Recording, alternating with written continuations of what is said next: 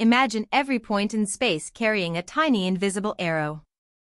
Not an arrow pointing north or east, but an internal arrow, the phase of a quantum field. Here is the rule that makes gauge theory feel strange at first. You are allowed to rotate that internal arrow, and physics should not care. A global rotation is easy, turn every arrow by the same amount, and nothing measurable changes. But modern physics asks for more.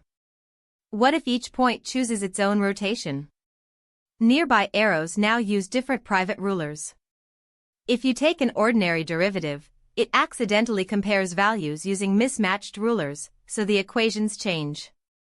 Gauge theory fixes this by adding a new geometric object, a connection. In electromagnetism, the key replacement is d mu equals partial mu plus IQA mu. The ordinary derivative partial mu measures how a field changes.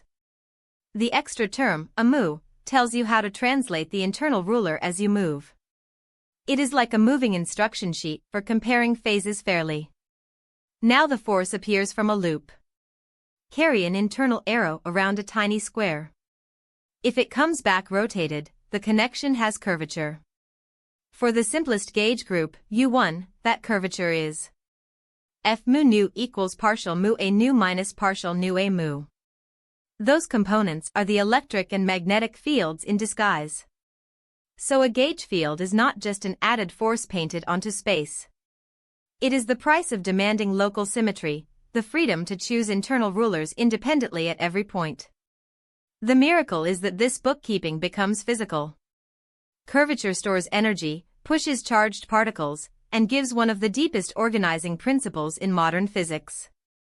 Gauge theory says, forces can be hidden geometry.